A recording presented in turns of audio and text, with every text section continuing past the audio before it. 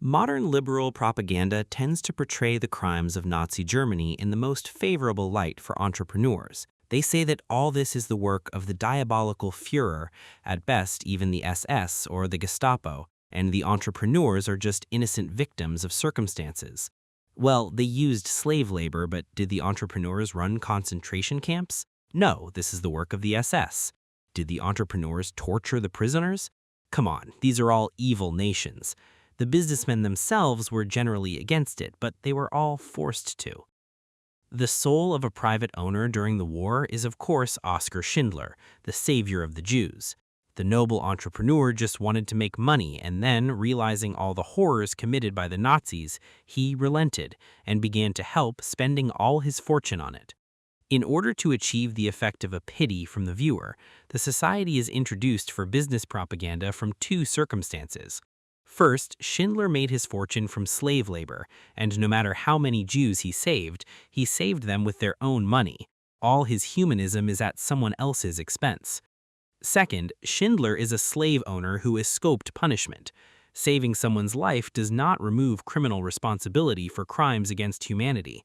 However, he is still not considered a criminal.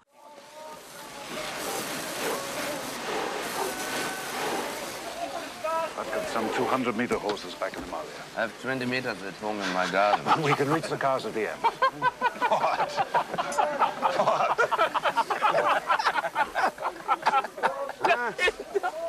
Oh yeah. Yeah, sure.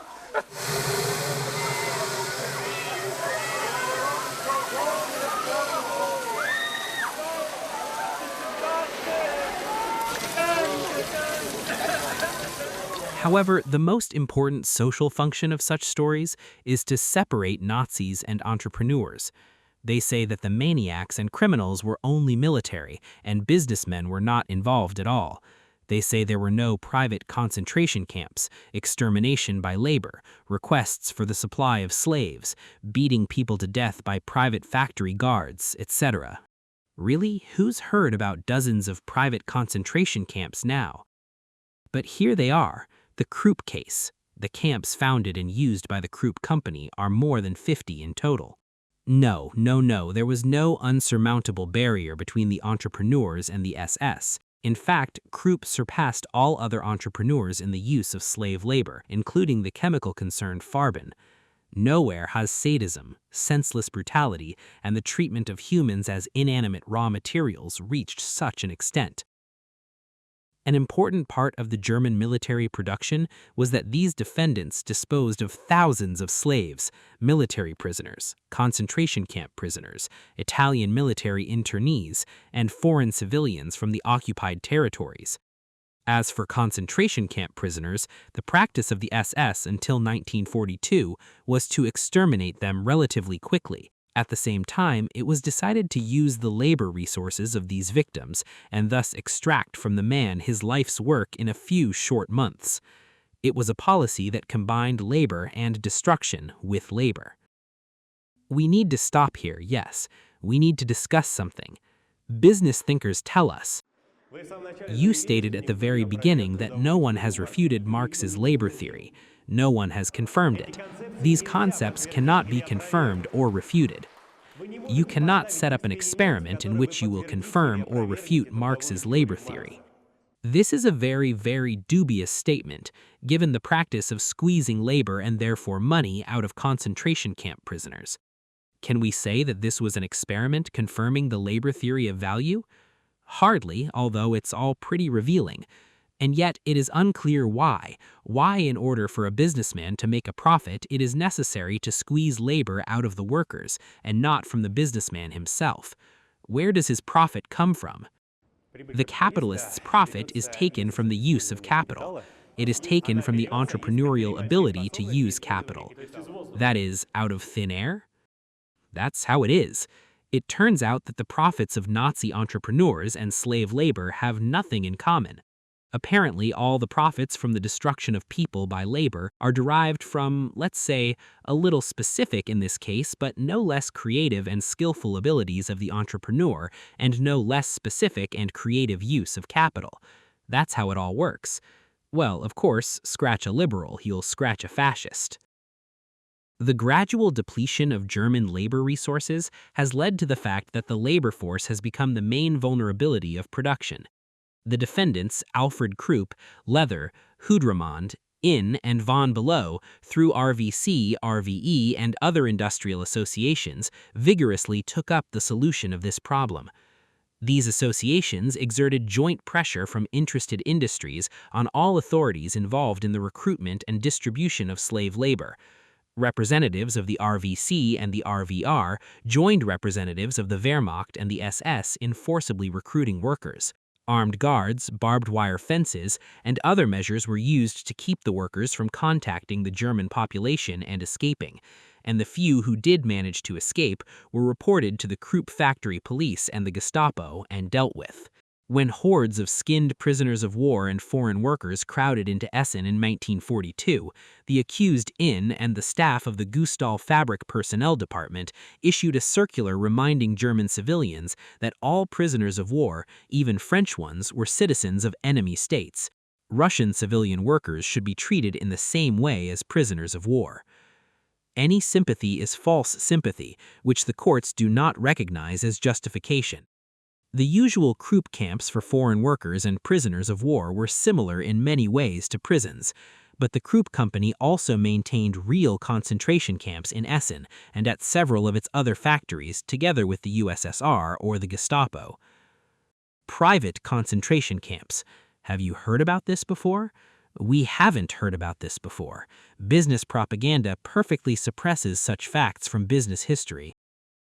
Punishments, torture, and violence, including severe beatings, were often inflicted by persons subordinate and under the control of the accused, and sometimes with the help of special torture instruments ordered and manufactured by the Krupp Company for this purpose.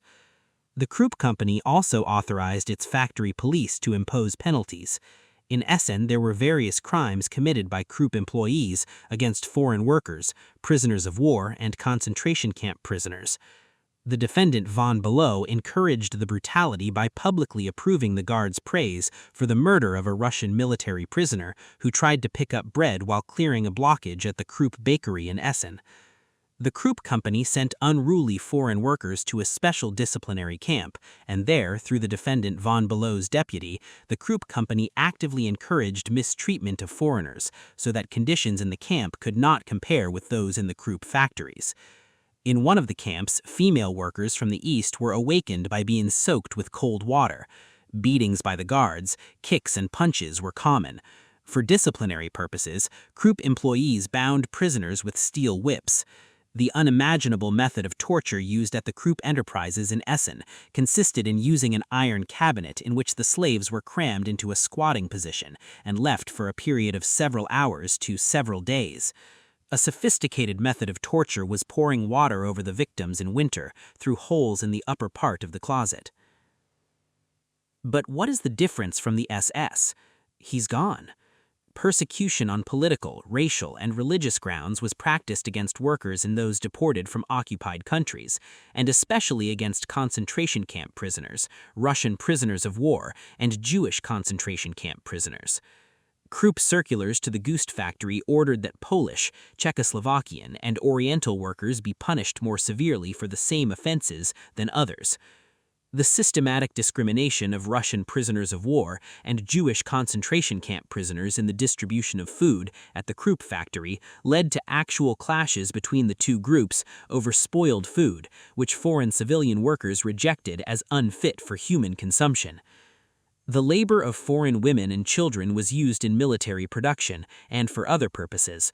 When the SS sent 520 Hungarian Jewish women and girls, some as young as 14, to Essen, the defendants established a branch of the Buchenwald concentration camp called the Krupp Essen Labor Command. The defendants treated them abominably while they were under their supervision. The defendants forced them to do heavy work, including lifting huge blocks of stone up 3 floors. As the Allied forces approached and the need for manpower disappeared, several defendants, including Jansen, Lemon, and Hudramond, discussed the report that these women were to be killed by the SS. They decided to hand the women over to the SS, and following the instructions of the defendant Hudramond, took them out of Essen. Of course, the Krupp company really did not want the Allied troops to find the mutilated young women in Essen, but even more, the Krupp leadership would like to conceal the existence of a private concentration camp for infants. The children were separated from their parents as part of a policy requiring parents to work and other things. Many children of foreign workers died due to neglect and abuse by Krupp employees, doctors, and nurses. In one of the camps near Essen, the Krupp company kept the children of foreign workers. During a 4-month period at the end of 43 and the beginning of 44, approximately half of the group of about 130 children died. Approximately half of the deaths were due to general exhaustion. Here, for example, is an excerpt from the list of the dead. Apparently, some women were taken out of the occupied territories already pregnant. They gave birth in slavery. Then their children were taken away from them and sent to the Krupp infant camp. From the testimony of witness Ernst Wirtz, how old were these children? From infants to 2 years old. Were they the children of workers from the East? Yes, they were born in the camp. How were these children housed in the furred camp when you saw them? On prison bunks. They had straw pallets with a rubber mat. The children were completely naked. Have you seen any obvious signs of malnutrition in these children? Yes, many of them had swollen heads. But let's not dwell on this camp for too long. Let's continue. The usual form of punishment used by the defendants was denial of food. Severe and cruel punishment was inflicted on starving victims who were desperately trying to get the necessary food. The accused Leather ordered food to be taken away from foreign citizens who were suspected of idleness. The defendant von Bülow openly sanctioned the use of severe corporal punishment by Krupp employees against foreign workers caught stealing food. Food, sanitation, medical care, clothing, and housing often did not meet any requirements, and as a result, many workers fell ill and died. After describing the terrible living conditions, insufficient nutrition, lack of medicines, bandages, and proper treatment in one of the prisoner of war camps in Essen, the Krupp doctor in Essen discovered to his surprise that the number of patients did not exceed 9 to 10% of all prisoners. But the fact is that other Krupp doctors had strict requirements for dismissal from work, and therefore people who were able to go to work were often not considered sick. The Krupp hospital in Essen reporting the causes of death in a group of 54 workers from the East indicated 4 deaths from external causes and 50 deaths from diseases, including 38 cases of tuberculosis and 2 cases of malnutrition. Krupp was involved in the policy and widespread practice of exploiting concentration camp labor. Concentration camp prisoners worked, among other things, at the Gust factory in Essen, as well as at a number of other enterprises, including enterprises in Poland, France, and the infamous Auschwitz concentration camp.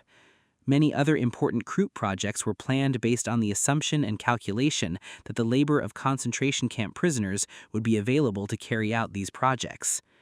The scale of the slave labor program at Krupp's own factories can only be measured approximately.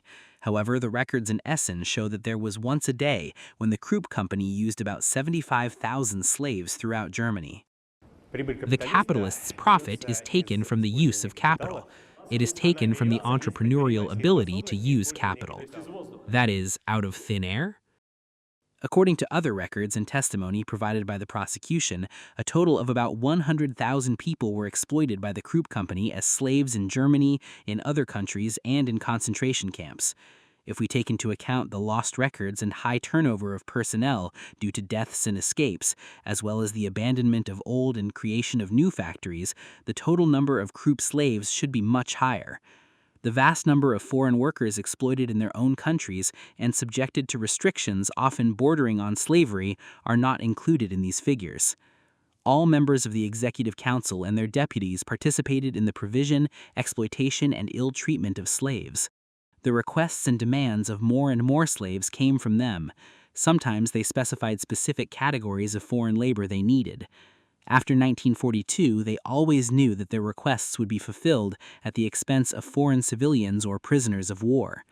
No private company in Germany was forced to accept prisoners from a women's concentration camp, but the Krupp company accepted them willingly. The accused organized the exploitation of all categories of slave labor in every detail.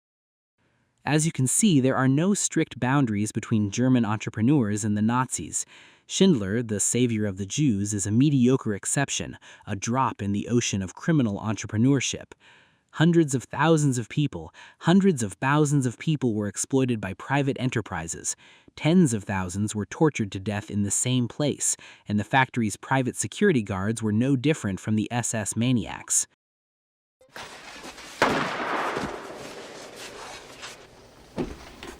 Among the companies that used slave labor were such well-known giants as Dresdner Bank, Deutsche Bank, Alliance Insurance Company, Thyssen, KRUPPP, Flicka, Volkswagen, BMW, Mercedes, Messerschmitt, Junkers, Degussa, Siemens, Bayer, BASF, Agfa, Hoechst, Henkel, and even the American Ford and General Motors represented by their German subsidiaries.